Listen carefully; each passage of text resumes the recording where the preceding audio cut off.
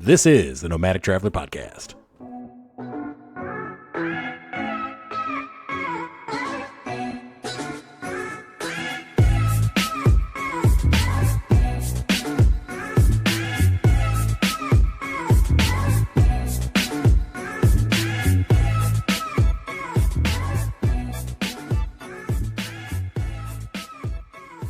Welcome to the Nomadic Traveler Podcast. I am your host, Jason, and our wonderful co-host, Nicole. And we have an awesome show for you. We're calling it the Newbies Guide to RV Road Trip Success. So what we're going to try to do is try to give you a bunch of tips and a bunch of pointers so that your first trip can be awesome as your last trip. Yes. So, because it can be a little frustrating, it can be a little overwhelming when you don't know what you're doing. So, we go camping all the time, and we were always meeting people, and I'm constantly helping new people that it's like their first time out in their camper, and they don't know how to do things. They don't know how to fill up their water heater. They don't know how to hook up their water. They don't know how to hook up their power. They don't know what a surge protector is. So, we're going to try to go over, a lot of these things and see if we can't try to make things a little easier. So, your first time out is amazing. I always enjoy helping out all my neighbors, so I thought I'd make a bigger show where I get to help out all of our fans. Yes. So It'll be a good show. Nicole likes to help too. I do. I like to talk to all the neighbors. It's very She enjoyable. likes to teach all the neighbors how to make flower pots. We made our own custom flower pots for our site. So Yeah, we got awesome flowers that everybody always comments on. we do. I like to show them how to prune them. That's my favorite part. Right? So, All right. On to the show.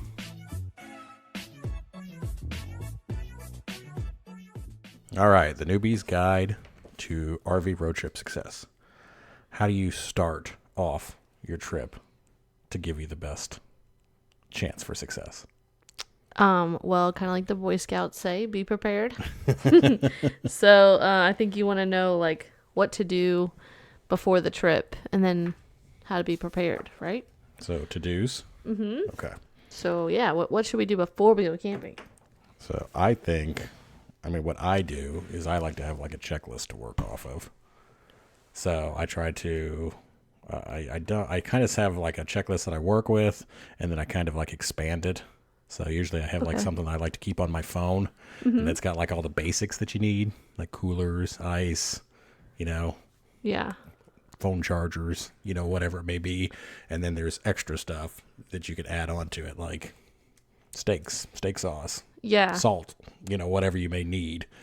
So, and then I also, a lot of times because I know we keep a few things in our camper, such as spices, stuff like that. Mm-hmm. And if we use something up, I also keep a list that I use from one time to the next. So I know when I come back, I know, okay, we used up all our salt last time. We need to bring more salt, or we need to bring more steak seasoning, or whatever it may be. Yeah, so like having basic lists for every time. Yeah, so a checklist I would think would be the most important thing for sure. Yeah, and then having those specific ones for what meal you're going to make or what you're going to do that weekend. And you could even have like a food checklist too. Mm-hmm. Yeah, you can have multiple checklists. That's a good idea.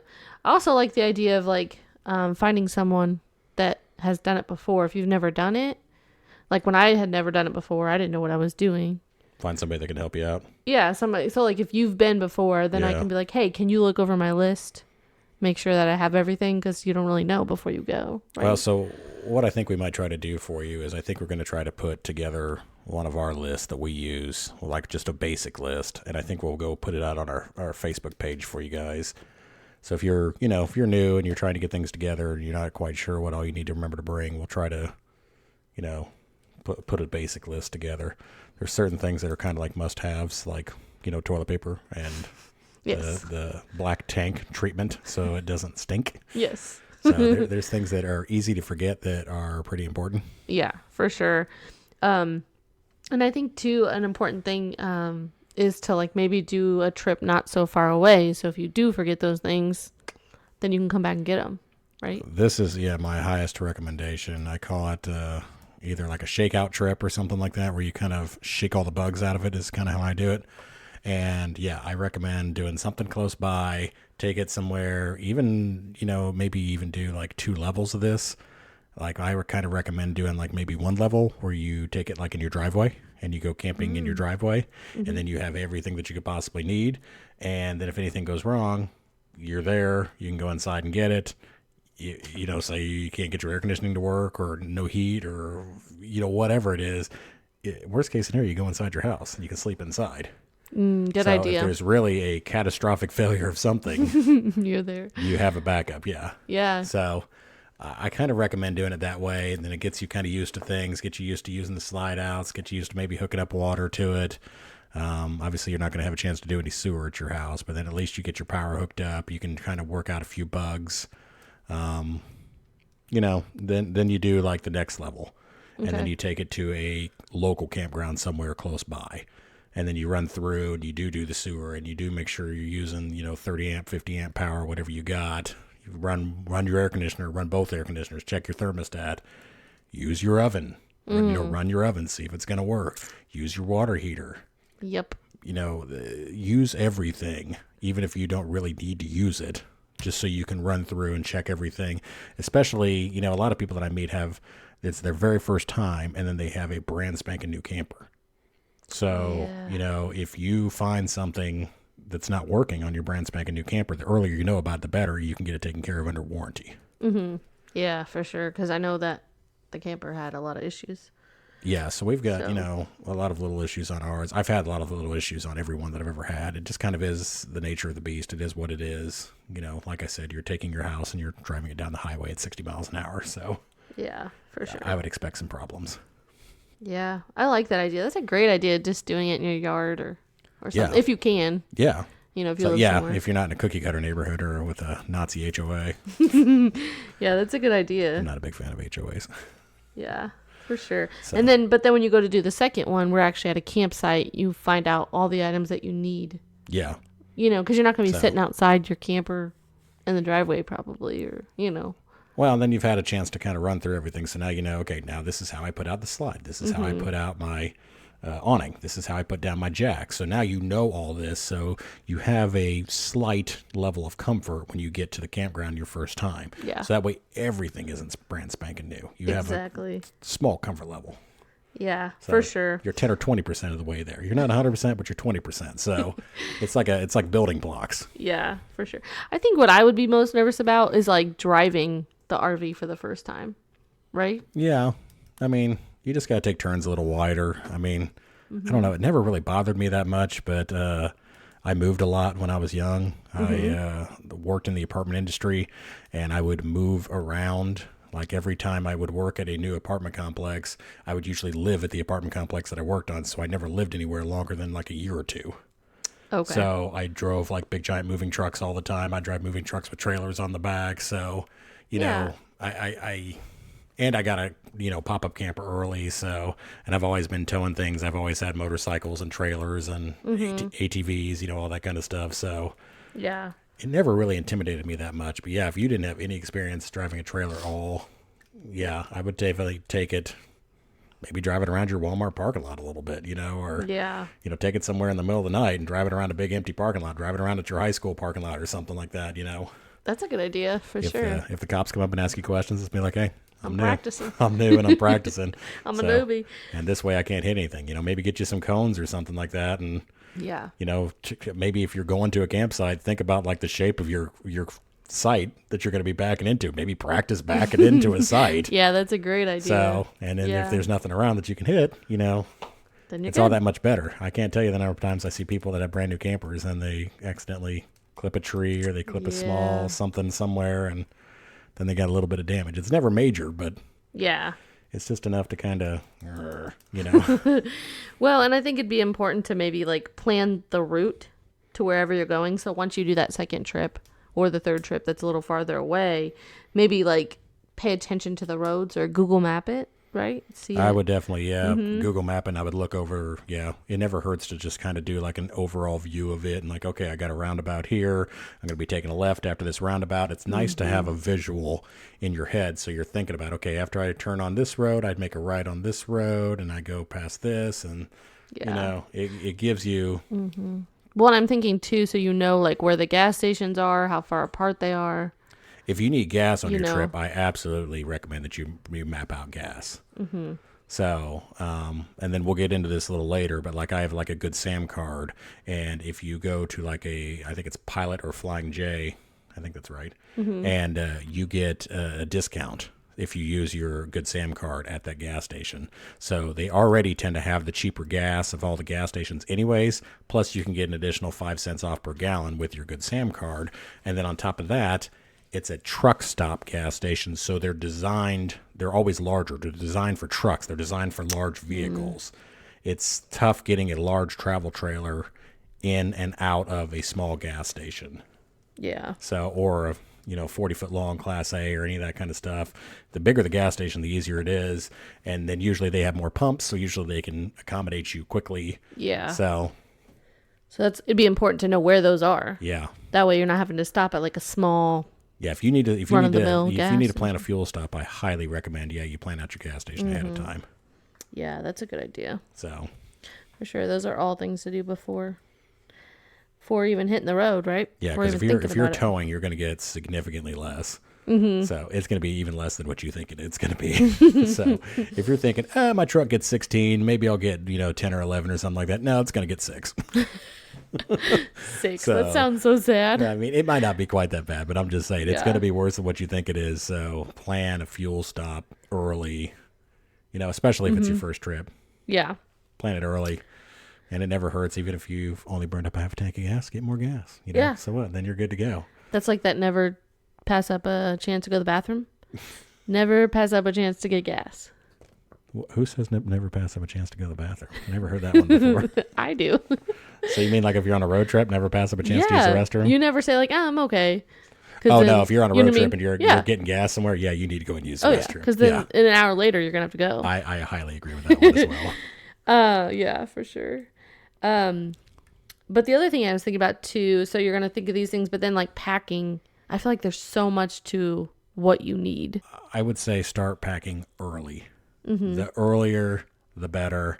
I will just kind of make like a pile of stuff. I mean, I don't know, it depends on how neat your house is and how, how you guys do things, but I will literally just throw like items into a pile, like maybe even in the middle of the garage, if you can pull a car out or something like that and you got like an extra space in your garage. And I just like start, I need this cooler. I need this extra cord. I need this extension cord. I want to bring these lights with me. Yeah. And then write all that stuff down and then in write your all list. that stuff on your list. Yeah. Right. And you'll be surprised where you think of stuff too. You always think of stuff like in the shower or using the restroom or at work, your coworker's telling you some long story and you're like, I need an extension cord. You write it down on your phone and right pull then. out your phone, and then put it on your list. And then when you get home, add everything to your pile. And then at the end, you got your little pile of stuff that's all ready to go. Yeah. And then I recommend getting some good totes. I sprung for some nice clear totes that I got from the Container Store that are waterproof and they lock really well. Oh, nice. So if I need to, I can put them in the back of my truck. If they're in the travel trailer, if they're in a conditioned space, great. That's all great. But if it sits in the back of the truck, or if you're thinking, well, I want to put this stuff in there, but then say you get there and things take a little longer, or you get a freak, thunderstorm or something like that when you get there, and these totes are still sitting in your truck, everything is nice and dry and secure, and you can just let it sit there until the next day, and you can shake everything out of it the next day.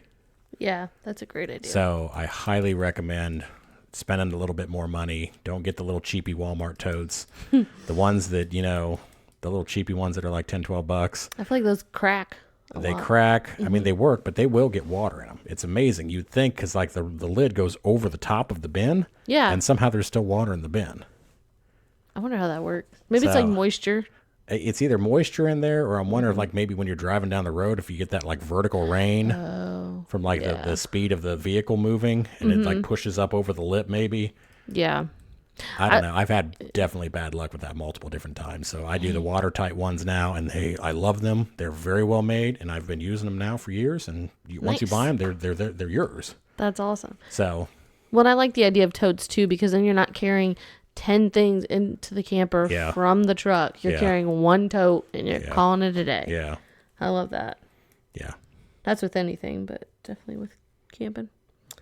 So another thing, I was thinking is I would definitely pack for all different kinds of weather. Even if you think it's not going to rain, it's going to rain. Yeah. It seems to just happen every time I go camping. You get some kind of a rain trip, even if it's like, no chance of rain for the next week. All right. And you get there and it's pouring down rain. So I highly recommend you think about bringing some rain gear, maybe a rain jacket. I have a rain jacket and rain pants. And if I have to, I'll put all my gear on and I go out there and I set up in the rain.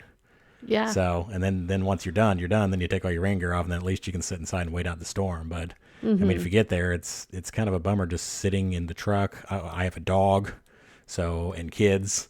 So if you're there with your spouse and the kids and the dog and everyone's just like sitting in the car and you're like, okay, well, let's wait out this storm. And Gets all hot. it gets all hot and the foggy. storm lasts for an hour and you're like, okay. And everyone's like, when can we get out? I just get out. I put my gear on. I have my gear with me. I throw it on and I get out. Everybody can sit in the truck and I get everything all set up. Takes me maybe 30 minutes to do. And even in the rain, it takes a little longer, but then everybody can go inside the camper, fire the air conditioning up and Call it a day. everybody can go inside and do their thing. I think about too with weather, how many times I've went camping, like tent camping, and it been like, 80, 85 degrees during the day. So I don't pack I pack shorts and a t-shirt. Yeah. And then at night you're sitting around the fire and it gets chilly or you're even sleeping in the tent. It gets a little chilly. I make this mistake a lot. I either pack all shorts and then you get a cold day, or I pack all pants and then you get a warm day. Yeah. And then you're wearing your pants and your long sleeve shirt, and it's like, oh, it's unseasonably warm out today. You think it's going to be a cold camping trip, Yeah. So it's a good idea to bring everything. So yeah, I always bring extra stuff, even if you don't think that you're going to use it. And if you don't, you don't. Who cares? So Yeah. Then you leave it. You stick it in your tote, and you leave it in your tote. And if you don't need it, then you don't need it. Yeah. So that's the other thing nice about having waterproof totes too, is you don't have to actually bring all that stuff inside the camper. If you have a smaller camper, leave the waterproof tote out in the bed of the truck. Mm-hmm. So, or I guess everybody doesn't have a truck. I'm used to have a truck. You might have an SUV. So, but leave it in the back of your SUV. Or whatever you're using for towing. For sure. Or if you get a teardrop trailer, you might have a car. Which, by the way, I'm jealous of. Leave it in your Volkswagen. Leave it in your Volkswagen. By the way, have you seen the new Volkswagen buses?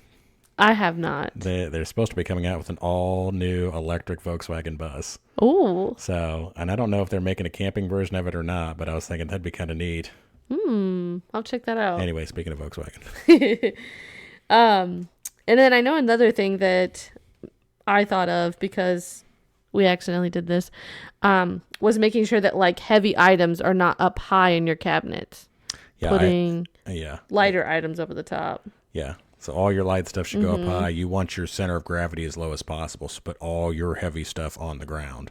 So if you're loading, totes in there before you leave or something like that, and you close everything up, you want all your totes to be on the floor. Don't have them up on the bed. Don't have them up on couches. They will fall off. Put them on the floor. You want everything as low as possible. Yeah. So, I don't put anything up high. I do have some dishes, but the dishes I use are very lightweight. I don't use those old metal camping dishes. I use lightweight plastic dishes. I got some DVDs up high, but for the most part, I try to put everything I can as low as possible. Pots and pans. It's going to make it handle a lot more. Yeah. And also on that note, you want to put everything close to the center as possible. You want all of your weight to be on top of your wheels of your camper. Okay. A lot of people think that you're supposed to load all your weight on the tongue at the front. Well, that's going to make it heavy in the front of the vehicle, and it's going to make it, it's going to make the back of the vehicle, the tow vehicle, heavy, and it's going to make the front of the camper heavy, and it's going to make it handle funny. It's going to bow? So, yeah, it's going to make it bow down, yeah. So the flip side of that is if you put all the heavy stuff in the back of the truck, or the back of the camper, sorry, that's going to make it want to make your tongue real light. So it's going to pull up your tongue, and it's going to put all your weight in the back. So you don't want that either. All that stuff's going to make you have funny handling when you drive. So you want all of your weight sitting as close to on top of the wheels as you possibly can, so you're going nice and flat down the road. Oh, okay. So the flatter, the better. So not just evenly throughout the camper, but actually on top of the wheels as much as possible. So depending upon how your camper is set up, that might not be very possible, especially with slide outs and stuff. I was thinking about that. If all your slide outs closed and you don't have any space on top of your wheels, you might not be able to do that. Yeah. But if you have the ability to do that as close, it's going to handle the most ideally with all your stuff on top of your wheels. That makes sense. So I try to get stuff on top of my wheels in my tow vehicle, on top of my drive wheels, and then I try to get things on top of, the wheels inside the camper. Okay. Yeah, that's a good idea. So And obviously, if you have a Class A or something like that, lucky you. You don't have to worry about any of this stuff. We want to get to know you. Yeah. So another little really good tip is, well, do you want to do this one? Yeah. The fishing one? Yeah. Go ahead. So if you're going to bring a bunch of fishing poles because you want to go fishing. Nicole loves fishing. I do. And then they all get stuck together. You know how that happens? Like you put them in the back of the truck or whatever, you put them in the camper, and they all kind of get tangled together. There's a really good idea. You can take some PVC pipe and put your fishing pole up in the PVC pipe, and then they won't get tangled up. So yeah, you can actually like put PVC pipes on like the bumpers, or you can put them in the back of your truck, or if you have like maybe even a ladder rack on your truck, you can put them up on your ladder rack. There's a lot of different options for that. Yeah. I have seen people tie them to the frame, where the frame goes all the way underneath the camper. And so like you would slide it straight in from the back, and then you can put, ocean fishing poles on there if you want. So you can get them as long as you want to. You just make the tube as long as your fishing pole and slide them in the PVC tube. Have caps on both ends. Have a screw cap on the end. Yep. Yeah, it's Works a great great. idea. Keeps it dry. Keeps it from rusting. Keeps it safe, too. Keeps it safe. Keeps it from sliding out. And most people are probably going to think it's a sewer hose, so I don't think anybody's going to try to steal it. Oh, I never thought about that. I don't think anybody's going to monkey with it. a They're good going to be like, idea. I do not want to get in there. I'm going to leave the cap on that. That's a great idea. So, and then my big thing is you need a toolkit. So even if you buy a brand new camper and you think, oh, this thing's brand new, it's not going to have any problems. No, it's going to have problems. It will. So, and not necessarily even problems. It's just like little minor stuff. You might need to tighten something here, tighten a little screw there. And so, basic wrenches, basic screwdrivers. A hammer is always great to have because even though you're not tent camping, I still have like stakes for like my rug outside. I put my rug down and I stake it down. We have horseshoes that we take with us, and we hammer our horseshoes in the ground. They're horseshoe stakes, Let's see what else. I'm trying to think. Duct tape. Yeah. Duct tape is always good. You never know what you're going to need it for if something starts moving around or shaking, or you break something, God forbid. Need to duct tape a kid to the wall. Right. I'm just kidding. Sit still. Yeah, for sure. So, and then WD-40 is a miracle worker. I love WD-40 as well. So a basic toolkit should get you by. I also like my drill. If you have scissor jacks on your camper, you can use a drill, and you can get a little adapter, and you can use the drill to power down your jacks and power them back up. That's a lifesaver. It's much better than cranking on them. I love doing that because that'll save you a lot of time on 4 jacks. Yeah. So it'll shave you, at least 30 seconds off a jack. So at least 2 minutes faster that you're sitting in your camper drinking a cold beer. Enjoying your time. Yeah. Right. Yeah, for sure. So what about like essential gear, like things that you have to have? Because I know a lot of people like will build stuff, they're not going to buy everything at once. They're going to kind of build their supply. I build gear. You do? Well, I build like blocks and stuff like that.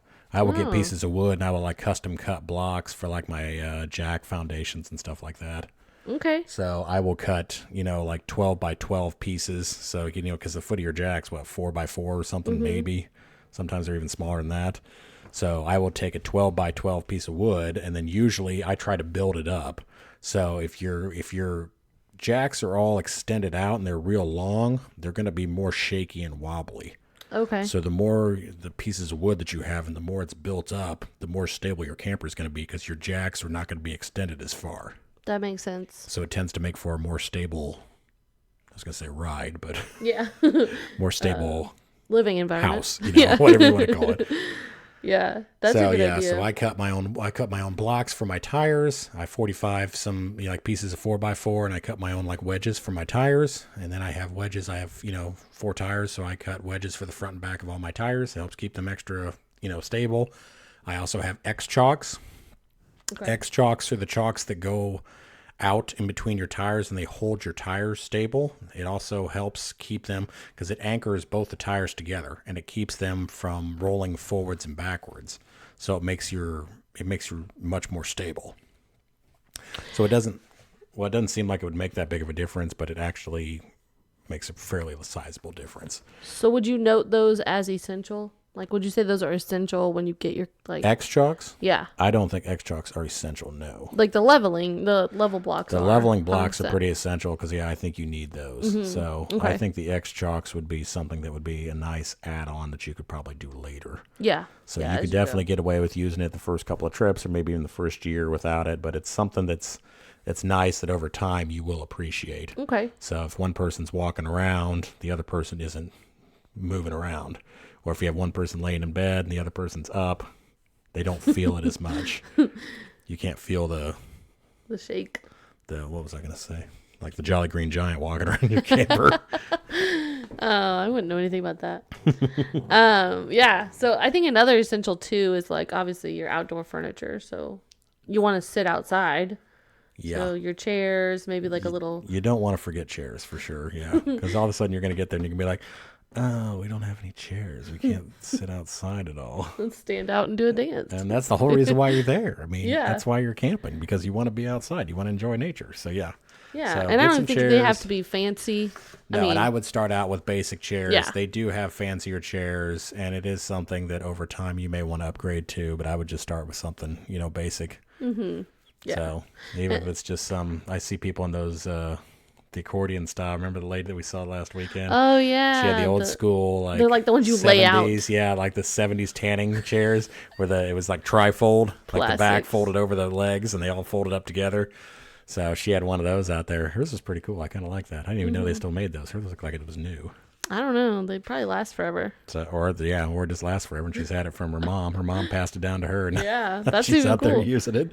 I think too, like a little table or something too, because you're gonna want to eat outside or Yeah, some kind of table for set sure. out a radio. Or even if you're just like Yeah. grilling outside, if you get out there and you're like, oh, I don't even have anywhere to set down food, or I don't have anywhere to set down tongs or plates, or Yeah. so at least some kind of like little side table for your grill. Ideally, something that would be big enough that you can actually eat outside, because again, you're there to be outside. You're there to enjoy nature. Right. Yeah. So That's a good idea for sure.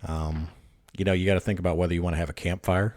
If you want to have a campfire, you need to think about, do you want to bring some wood with you? If you buy wood from the campgrounds, it tends to be a little expensive. So Yeah, and sometimes those can be in like big blocks too. yeah, Kind of too big. yeah. So if you have the opportunity to get wood and bring some wood with you, maybe throw some in the back of your truck. If you have a truck, or on your little platform that's on the back of your camper, like we have one of those, you can fold down the little gate down there and, pile up a little bit of wood back there. It's a good thing to think about for sure. Yeah, because who doesn't want a fire when they go camping? Right? Little s'mores. Yeah, Nicole likes s'mores. that's what you need the table for. Just s'mores. Just s'mores. That's it. S'mores and hot dogs and brats, Yeah. burgers, steak. Something else that I want to do is that I haven't done yet, but like lining the shelves in the camper too with like some non-slip liner that you get from like the Dollar Tree. I think the Dollar Tree has it. Walmart, all of them. I think that's a good idea too. Things always tend to move around a lot when you're on the road. Yeah. So if you have the non-slip stuff, it definitely helps keep things in place a little better. I wouldn't say it's essential, but I think that's It's definitely not essential, but it would No. definitely be a nice Yeah. to have. yeah, and to keep the inside of the cabinets nice too. Correct. So Yeah. that'd be a good idea. So you definitely need a flashlight. So that's going to be one of my big things is you need a flashlight, and it would be nice if you had a lantern. So, and you need like a good flashlight. So Yeah. something's going to happen in the middle of the night and you're going to need to go out and check something, and you're going to be like, dang it, I wish I had a better flashlight. So bring something that's halfway bright that you can widen out, that you can get a wider beam on. So if you got to go out there and mess around with something, you can see something. You don't want something with a little tiny beam and not very bright. Take the dog for a walk or any of that kind of stuff. Yeah. Yeah. So I highly recommend a good flashlight and some kind of lantern.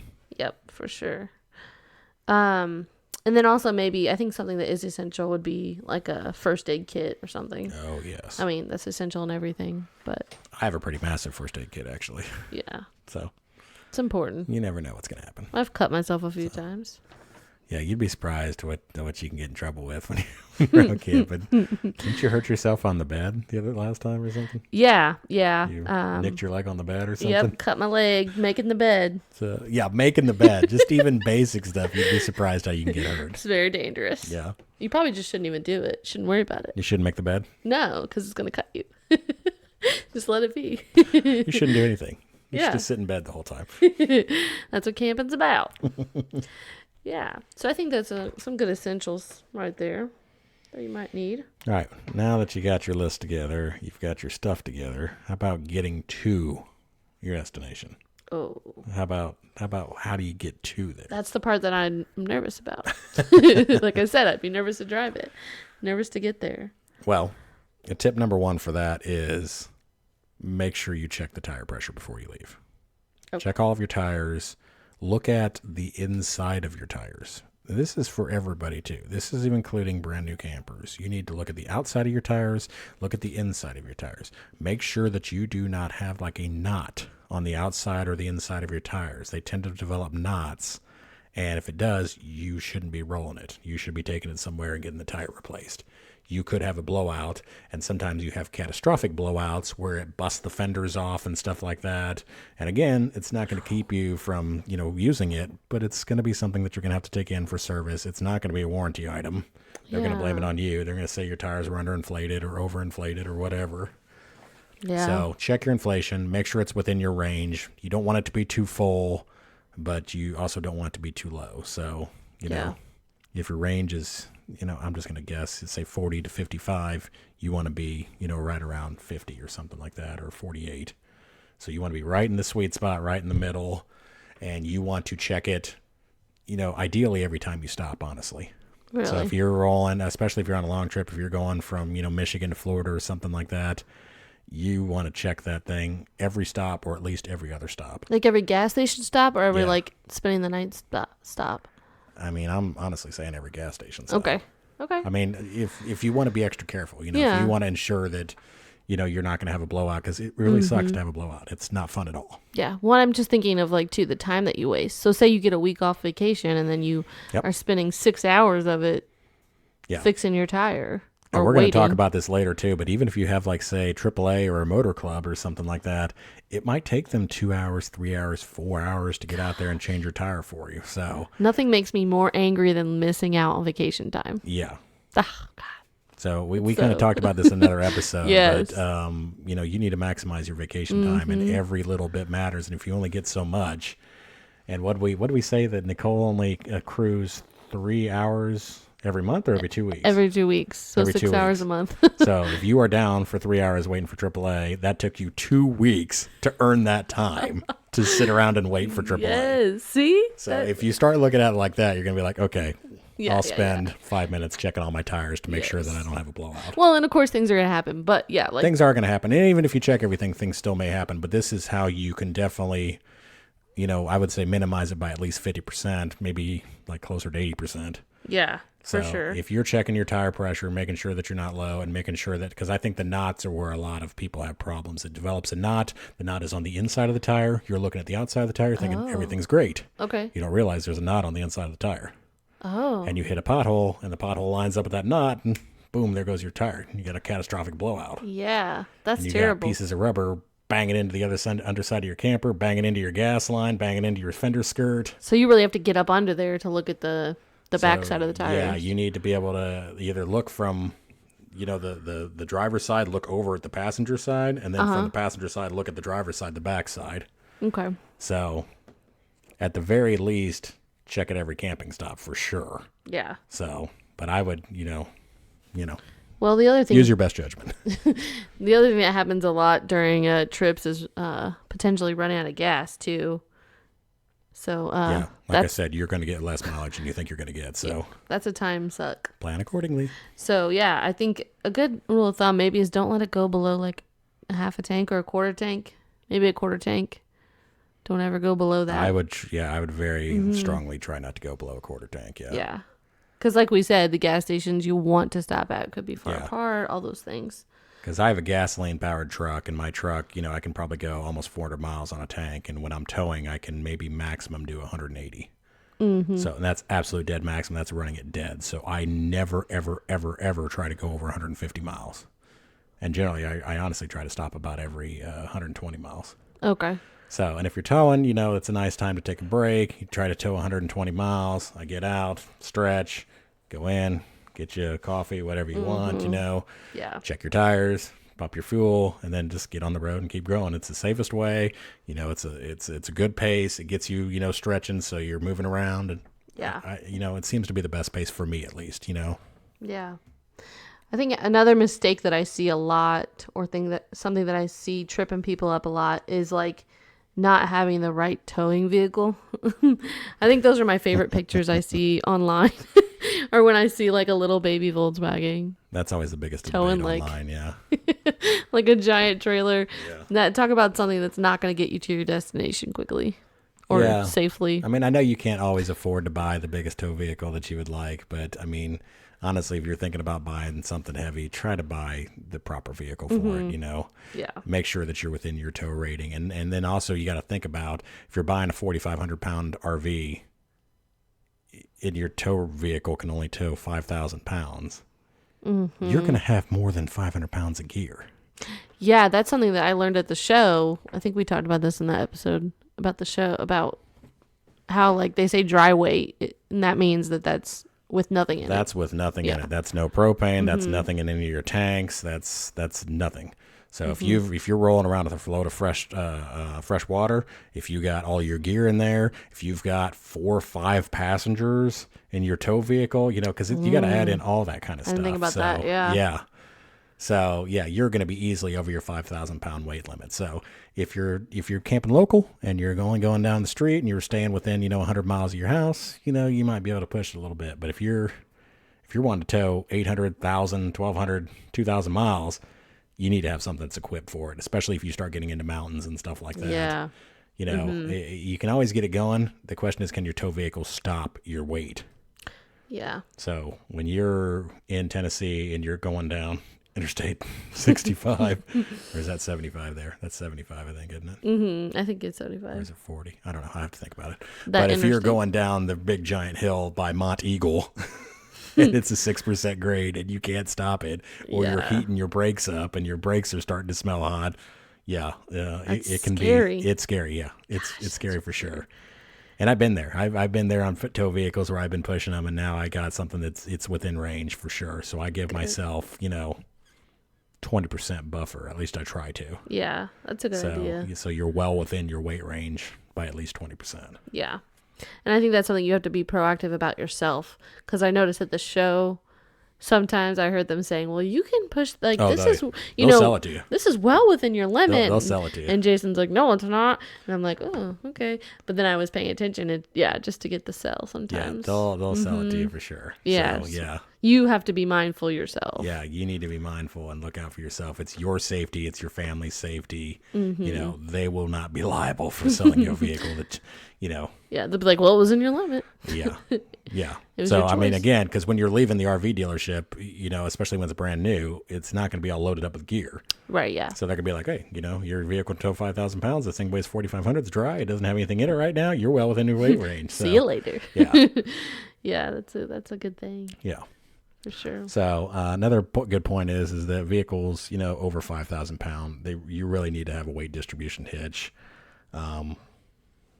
Honestly, if you're towing something over 4,000 pounds, honestly, I recommend one. Okay. It makes a huge difference. So, and it's going to keep your trailer sway under control. So I call it the tail wagging the dog. The back of your trailer will start wagging around on you when you're going down the interstate.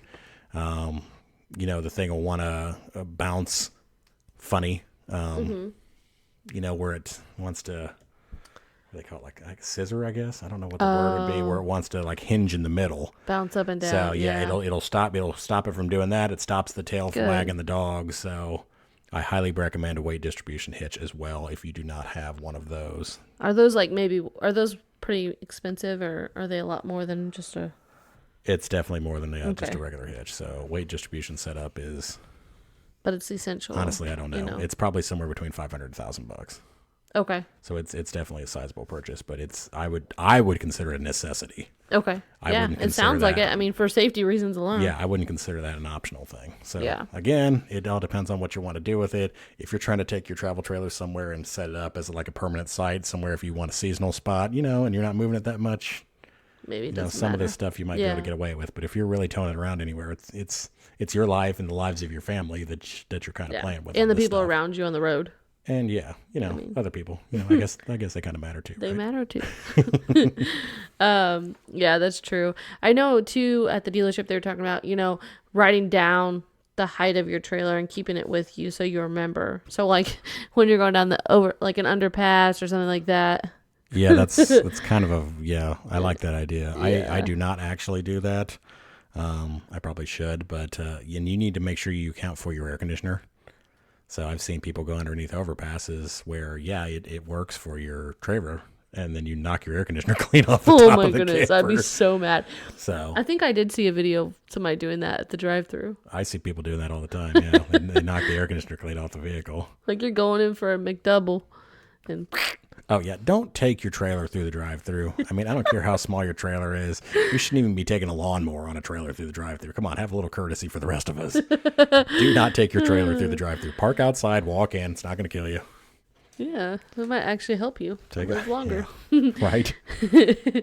That's funny. So, a big thing is if you have a fifth wheel trailer, make sure you lock the pin in the back. When you put the gooseneck in there, make sure you pull the lever in the back and you lock your trailer in.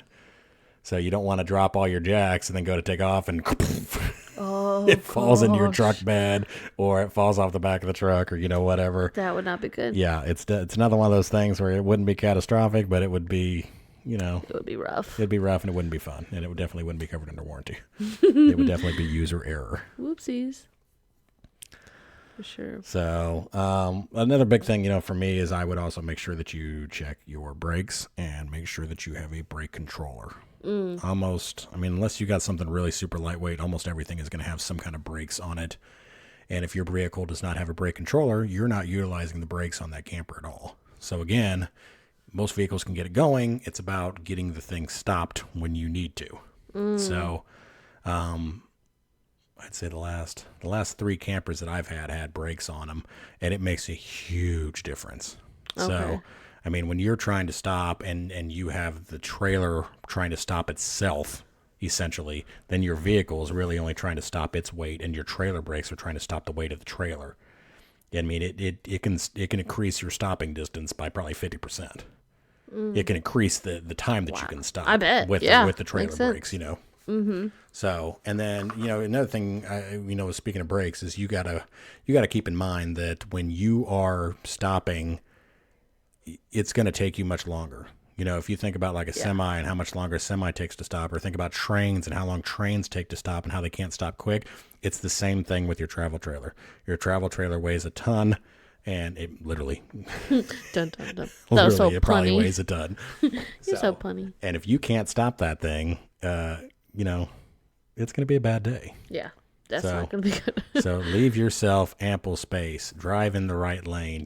Don't be out there in the fast lane trying to pass people. It's about enjoying life. It's about enjoying your time. It's about relaxing. Leave yourself ample time. Leave an hour earlier. Or if you're running late, you just might get to your side a little bit later. If you have to set up in the dark, I have a little headlamp that I wear. If I get to the campsite after dark, I got a headlamp. So I put my little headlamp on my head and I walk around. I don't have to hold a flashlight. You do it. And it lights everything up for me. So where I look, the light goes. That's good. So, yeah. It's not, Add that to the list. Because everybody always panics. I don't want to set up after dark. Yeah. It's a little more inconvenient to set up after dark. But again, if you plan for it, it's much better than getting in an accident and hurting somebody, and never showing hurting up. yourself, or damaging the camper and not being able to use it. Take the time. For sure. Yeah, I think another thing that's important when you're traveling too is like making sure that you have your tow mirrors too. Most vehicles, I think, come with them, right? Well, Most my truck has do. flip-out tow mirrors, but if you're towing with like an SUV or something like that, you can get additional mirrors that will go onto the outside that, it allows you to see further down your vehicle. Yeah. Yeah, I think that's a good idea. If you do not have a vehicle that has flip-out tow mirrors or something like that, I would recommend getting some kind of tow mirrors. You need to be able to see back there. You do not want to change lanes into somebody. Yeah. Or have you can see who's coming up behind you. Yeah. To see how fast, if they're going to stop, which affects your stopping too. Yeah. For sure. All right. Yeah. Another thing I think about too is like we rely so heavily on our GPS. I know I do. I for sure do. You love your phone, don't you? I do. No, I love my GPS because I love when it tells me when I'm going to get there. That's my favorite thing because I like to race that. What I see is time to beat. Yeah, right. Me too. So I think it's important though, thinking about, if you're doing a big out west trip or you're going somewhere, we're going to go camping. So you might be in the woods and a lot of times your phone doesn't work. I know the other day we were near Metamora. My phone wasn't working. Yeah. And I'm like, what do I do? What do I do? So another suggestion is like to maybe screenshot the Google map while it is working. Or maybe actually have a paper map. Or have a paper in map. your glove box. So. Yeah. But if you have a paper map, you have to know how to read it. I do have a map of the state of Indiana. I don't generally need it, but I do still have one. So if I ever got somewhere, like if I was down in Metamora and I didn't have cell service, or my cell went dead, or I dropped it in the canal. Gosh. So I have a map. I could definitely get home. I could find, highways, side roads, whatever, and I could find my way back. Yeah, that's a good idea. So I recommend that you know how to read a map. I should learn that. Do they have a class for that? I don't know. That's a good question. I would think that they would have that somewhere. So It's not that. It couldn't be that. I mean, it's not that hard. if you are young like Nicole, Hey, I used go talk to your father and have him teach you how to read a map. Hey, I used MapQuest. I remember Your that. father would love to spend the time with you anyways. Oh, Old people love talking. that's true. It is very true. Or call me. I'll tell you how to read a map. It's not a big deal. And then the other thing is like, obviously when you're traveling too, you want that weight to be down so that, you're not pushing it. So, and so you can save on gas. So making sure that your black tank and your gray tank are not full if you can when you leave too. That's a good idea. Sometimes you need to take fresh water with you. Yeah, that's cool. But yeah, I would try to drive with your tanks empty as much as possible. Mm-hmm. It's just going to help you out. Yeah. It's going to help you with stopping, going to help you with going, help you with gas mileage. It's more enjoyable to tow. It's Yeah. Then you don't have to clean it out when you get there too, wherever you're going. Correct. You don't have to dump you don't it have to out. worry about dumping it. So It's sometimes you ready to have go. to. It happens sometimes. I've done it before. I've been at a campsite where I was, dry camping and I couldn't dump it and I had to travel with it. It is what it is. And then maybe instead of driving 60, you drive 50 or 55. Yeah. So you need to take into account the extra weight and add in the extra margin of safety for that. Sure. Good idea. So many things to know. I know. We got all kinds of good stuff done. So many things to know. All right. So we do have like a little before you tow checklist Oh, kind of out. that's what this is. Do we want to? I think we're gonna maybe post this online on the Facebook page. We'll put this up as well, yeah, because this is definitely an important one too. So, I always do what I call the walk around. So I get everything hooked up. Once I think I am ready to go and you're like, okay, I want to go, then you need to get out. Once you think you have everything good to go and you are 100% sure you're ready to go, then you need to go into the vehicle, put your emergency flashers on, and step out and walk around the vehicle. Mm-hmm. Make sure that all your weight distribution bars are hooked up. Make sure the little that little thing on your tongue, the little, I don't know what that thing's called, the little clasp, the clip is in. Make sure that not only that thing is down and locked onto your ball, make sure that you also have a pin in there so it cannot pop up. Mm-hmm. So stick your pin in there. Make sure that your pin is in there. Make sure that your weight distribution bars are on there. Make sure that you double check all your tires again. Look at them one last time. Make sure they look good. Go around back. Have your lights on. Make sure all of your marker lights are working. Make sure that your hazards are flashing back there. Yeah. Go all the way around the tow vehicle on both sides. Check all your lights on your tow vehicle. Check all the tires on your tow vehicle. Make that walk around. Make sure you take your time, go nice and slow, and double check everything. And then you can get in the vehicle and feel very confident that everything is good to go. Yeah. I saw a picture the other day of a guy driving down the road with his slide out. I don't know how you're driving around with your slide out. How do you not see that in your mirror? Yeah. So, Well, then you're not having somebody honk at you and be like, beep, Don't beep. be that guy. Don't be driving around with your slide out.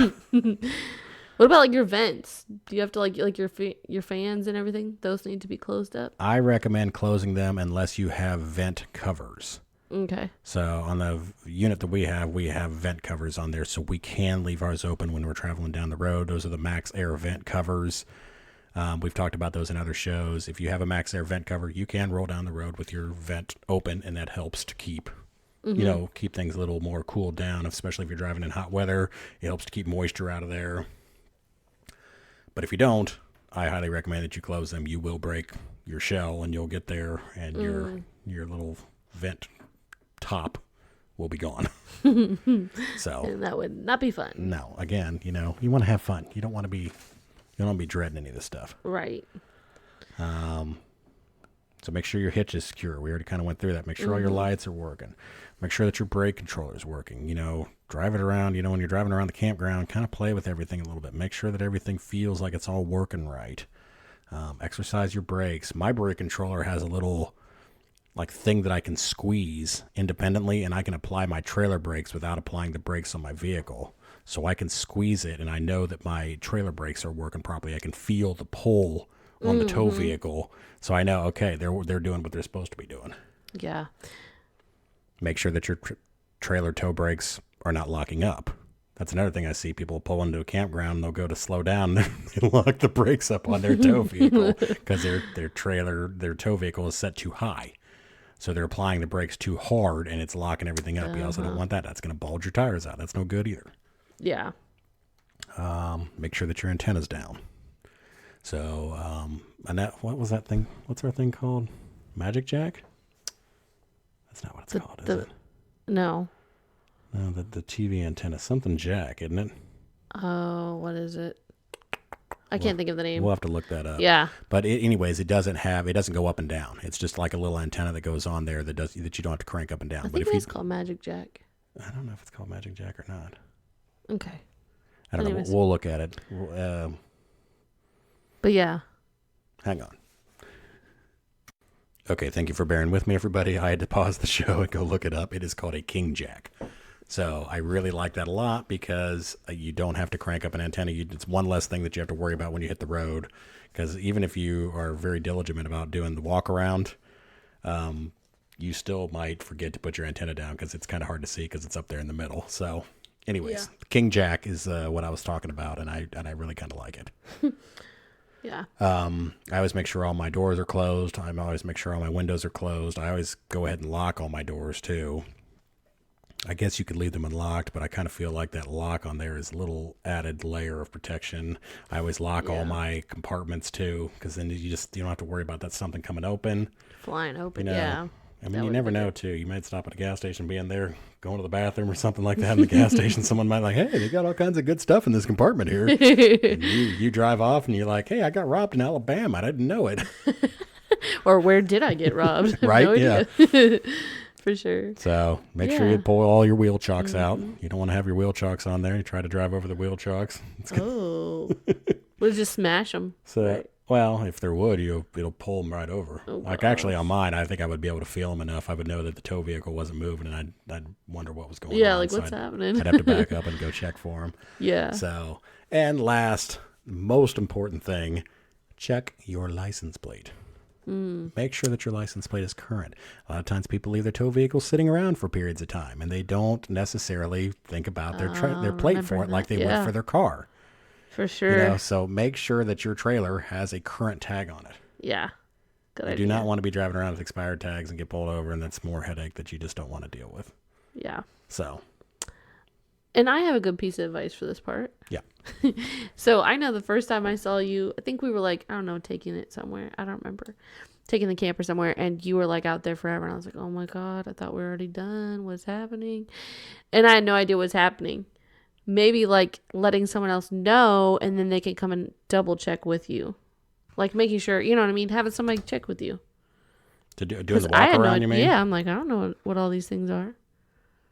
Oh, you know what I mean? Yeah. Having someone else come out there and check with you. Because sometimes we miss things, or Like, oh if you have a check, camping partner too, Yeah. you can develop some kind of a rhythm. I highly recommend. Or like, you check these, I check these. Yeah. Well, yeah. I mean, I always make sure that I check all the safety stuff myself because ultimately it's my responsibility if I'm driving the vehicle. As a driver. Yeah. Yeah. And it's I take that responsibility very seriously. So I mean, it's great if you want to come and help me double check everything. I always like to have two sets of eyes rather than one, but I'm always going to go around and verify everything is locked and loaded, myself, because again, at the end of the day, it comes down to me. So if my trailer comes off, if I hit another car, if, something catastrophic happens and you kill somebody, the liability is going to be on you. That's true. That is very true. So I take it very seriously, I mean, not just because it's going to ruin your trip, but it might ruin somebody else's trip. Or their life. Or ruin their life, yes. Right, yeah. But just check with double eyes. I think that's a good idea. So like when you're like doing things in camp and stuff like that, if you have like a camping partner that goes with you frequently, then I absolutely recommend dividing up, like jobs. So like if you're doing the jacks, maybe your partner or spouse can be bringing you the blocks that the jacks go on.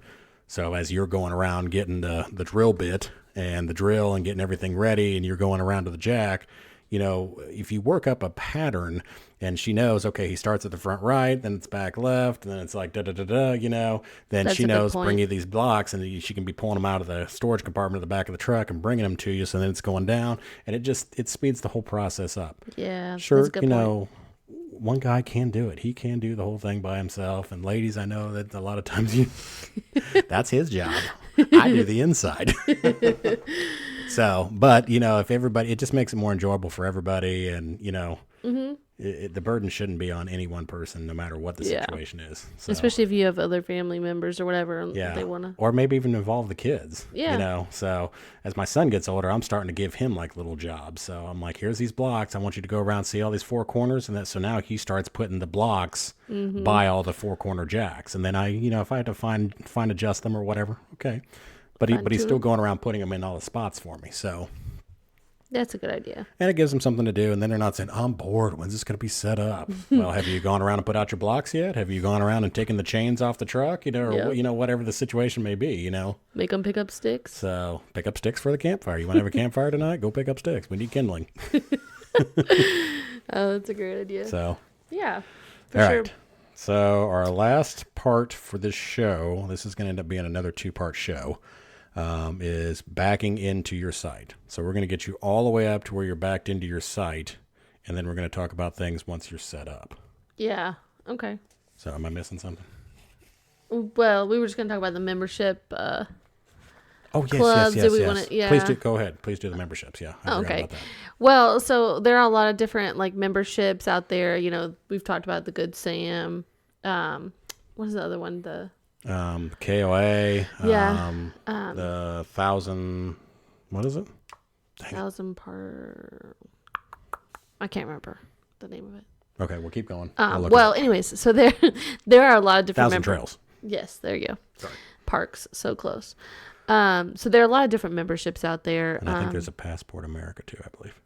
Oh, I haven't heard of that one. So yeah, so they're all different. So go ahead. Anyways, so when you're first starting out RVing, you might kind of be overwhelmed, or which do I choose, that kind of thing. I'd recommend obviously getting AAA. I think that's important. You can do that and then have that to help you out if you're ever going to get stuck anywhere. AAA is fairly reasonable too, honestly. They really are. And like we talked about, just not wanting to waste that time of changing tires by yourself or whatever the case may be. You'll always have that. And then as you've been camping for a little while, so maybe you realize I don't like long camping trips. I want to go only near my house, or I want to find like a central spot and stay there, maybe have a seasonal spot, whatever. Find out what type of camping you want to do. Maybe you do want to do only long trips out west or whatever. And then that might help you decide which RV membership you want. So if you want, maybe a Good Sam because you're going to be able to go to lots of parks far away, then maybe you want to get that. If you're really into KOAs because you love maybe the kids' activities, then you might want that kind of membership. But kind of just feeling yourself out and seeing what you enjoy will help you pick kind of the best one, I think. Good Sam is probably the biggest by far. Yeah. So you can find a lot of campgrounds through the Good Sam app. Good Sam has an excellent app that lists, I think, not only all the Good Sam parks, but also all the state parks. It lists, Good Sam, I think I see everywhere. yeah, Good Sam. There's, I mean, almost everyone. yeah. So if there's like say 50 parks, probably 40 of them are Good Sam parks. Yes. So, you know, and the Good Sam app is excellent, and it lists everything. I think you can use the Good Sam app even if you're not a Good Sam member. If you are a Good Sam member, you get, I think, 10% off at the campground. So, you know, it helps save you a little bit. Yeah. And it's just, you know, one more thing. And like I said, there's gas discounts. Go online and look at it. There's tons of different perks for being a Good Sam member. So you just need to go and look at all the different perks and decide if it's right for you. Again, it's pretty reasonable. And then they have add-ons for Good Sam too. They have Good Sam roadside service for your trailer and stuff like that. That'll cover your trailer. It's pretty comparable to AAA. It's just kind of different. So again, you know, read about it, see what fits your needs the best. And Yeah. I would definitely, though, if you're waiting to decide to see what kind of fits your needs, I would get something, though, before you go on a big trip anywhere that's going to cover you for roadside assistance. yeah, You know? I mean, either that or have, you know, I mean, because, you know, wrecker service can be expensive if you have a travel trailer. Yeah. You know, if you got all that extra weight, it's not like just getting your Yeah. vehicle towed somewhere. Yeah. It's a whole different ballgame. So if it really needs, you know, especially if you got like a Class A or something like that, if you really need to tow a Class A somewhere, that's not just a regular tow truck. That's like a wrecker. Yeah. Wasn't So- that at the Grand Prix? Someone got stuck in the mud. Oh, yeah, the guy, over by us got stuck in the mud. It rained and he got stuck. And, he could not get out. Didn't he say it was going to be like $600 or He said something? $400. $400, And that was that's just to pull him out of like a muddy spot in a campground. And that was only towing him, Just- 100 feet? Yeah, not even, just to the road. Towing him just from the grass over to the road. 100 feet was $400. I was like, wow, that's way to ruin your weekend. Yeah. Like, you know what I mean? So, yeah, because considering that whole camping for the whole entire weekend was only $350, so he had to pay $400 just to get his vehicle out. Yeah. So that would be a big bummer. Yeah, for sure. Yeah, for sure. Yeah. Backing in the trailer. Back in that trailer. Back it up. What's your advice for backing in the trailer? Well, I got lots of advice. Okay, well, tell me about it. Well, by lots of advice, I mean, okay. Well, I think one tip, I know that everybody always talks about, this can be a very stressful point in your day, in your camping. Because you get there, you've traveled all day, everybody's tired anyways. You're ready to get set up. Yeah.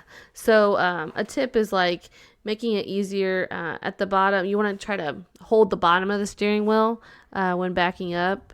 That way, the direction that you move your hand is the direction that the RV will be backing up, if that makes sense. So so you're going to put your hand at the bottom of the wheel, and then whichever way you're going to go. I've So actually you go to never the heard left. that one before, but I do like that. It's going to go to the left. If Yeah. you're going to go to the right, it's going to go to the right. Because I know when I'm backing my car up, I mean, I've never backed a trailer up. But when I back my car up, you know, sometimes you're like, wait, which way am I going? It's like looking in the I mirror. don't have that problem with the car. No? No, that must be a Nicole problem. Oh. Other people out there, if you've had that problem, let me know I'm not alone. Just teasing. But yeah, so that's kind of a good thing to think about when you're doing that. But I also think about, because I more deal with being behind the trailer and directing. So I think that you should make sure that you have a good communication system. So trailers are loud, so you're not going to just like stick your head out the window or holler from the back of the trailer. If you have cell service, I recommend cell phones. Move it to the back, Johnny. I recommend cell phone service. I think that's a good idea, is just calling. Because a lot of vehicles have wireless in the truck, so you can still have both hands on the vehicle. Whoever's driving can have both hands on the vehicle and talk wirelessly to whoever's on the cell phone, and then you're not yelling back and forth. Everybody can keep a nice breath and relax. Okay, I need you to go right. There's no yelling. I need you to go left. Don't get that tree. Yeah, right. Because then you're getting frustrated. That person's like, huh? And you're like, you can't hear me? And then you're getting louder. Yeah.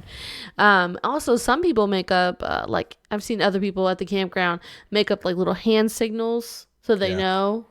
I'm not really into that, because then it makes it like you have to kind of watch. So the driver's trying to watch where they're going and watch you.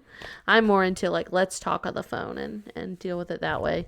But if you're 5 feet, into 5 that, feet, 4 feet, 4 feet, 3 feet, 3 feet. 2 keep feet, going, keep 1 going, feet. keep going. Fist is stop. Yeah, so that's a good way to do it. And I know Jason said this earlier, but maybe just like if you are a newbie, just practicing and an empty lot. Practice in a like parking that. lot, buddy. I Yeah. highly recommend that. For sure. Practice in a parking lot. Get to where you're real super comfortable with that thing. Yeah. Because it's always, somehow when it's like your first trip, it always seems like you're showing up when everybody's out walking their dogs and everybody's riding their bikes. And they're all just like standing there staring at you as you try to back in. And it all of a sudden makes like the back of your neck feel hot. And you're like, I'm a freaking idiot. And everybody knows it.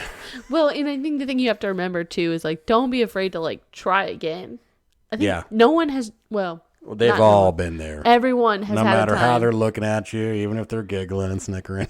No, they're probably laughing because they're like, haha, I just did that last week. I just did that when I got here yesterday. Thank God that's not me. Yeah. So just like being, I mean, and camping people are nice, right? Yeah, so, a lot of times they'll offer to help too. Yeah. So, because I was thinking that too. Because some people go camping alone, so if you don't have a spotter, you could always be like, hey, you know. Ask your neighbor. If you're camping alone and you're getting there by yourself, ask your neighbor. They will most definitely help you. I would say 98% they'll come over and help you. Yes. Well, and I know that there are backup cameras that you can get. Backup cameras do help. They are definitely not the end all be all. Yeah. I'm not super committed to them. I mean, I like them. It helps. It does give you another, I would consider it another tool in your toolbox. I would not consider it autopilot. No. So it's definitely not going to solve all your problems, but it's definitely another tool that's nice to have. Yeah, because you can only see the very back. You can't see the sides. Yeah. So you can't see, what trees are on the side, And then you got to remember, like, are your slides? Because, like, you might pull in, but you need to make sure you have enough room for your slides to pop out. That's a good point. You always need to be thinking about how much room you need for your slides. And I've been doing this for a long time, and I almost always still pull up and forget that I have slides.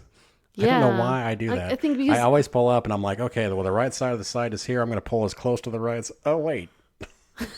I left no room for slides. Let me pull up and redo it all. Yeah, because, the trees might be out there. And I still do that. And I've been camping for a long time now. I don't know why I can't get that beat into my head. But well, I think because you're driving your trailers, down the interstate and you're looking back and you're just seeing a straight especially when you've been driving for a long period of time, or if you've been driving across the country or something. I mean, so you kind of forget that your trailer's not just always straight. Yeah. And then the other thing I think about too is like kind of paying attention to where the electric box is and the water. Yeah. Where are you gonna be able to reach? I mean, I don't know how long like your cords are. You're gonna be able. I've been to several different sites where like the water box and the meter post like has to fit in between two slides that I have, so the slides will slide out on either side of the meter box. Really? Yeah, I've been to different places like that a bunch of different times. That's weird. So it's like you got to get out and check. Okay, I need to go back 2 more feet. Okay, I can't be too far. And then you got to slide out your slide outs where they both just fit on either side of your water hookup. Yeah. Well, that makes me think too. I know we were talking about this, but the toy haulers too. You know how some of them have the gates that come down? Oh, yeah. So you can make the little porch. Yep. I love that. That's a great idea, but you got to make sure you have enough room for that if you're going to be able to get it in there. Yeah. A lot of sites that I've been at would not have room for you to lay down your gate. So, yeah, especially if you have a toy haul, you need to think about that. You might need to lay down your gate before you pull in, pull your toys out, and then close your gate up, and then pull in. Yeah. So that would be awful to get everything all set up and be like, all right, ready to go. Let's get the golf cart out or whatever. Oh. Let's redo Let's just leave the golf cart in there for the weekend. I would probably give up. Yep. I mean, that's what I would do. You if get you're all everything completely leveled. set up and the air conditioner was running and everything, and it was all nice and level, I'd be like, well, golf cart's staying in there. We'll have to learn next time. Yes, we're walking today. Yep. And then also, like you want to make sure that your awning has enough room.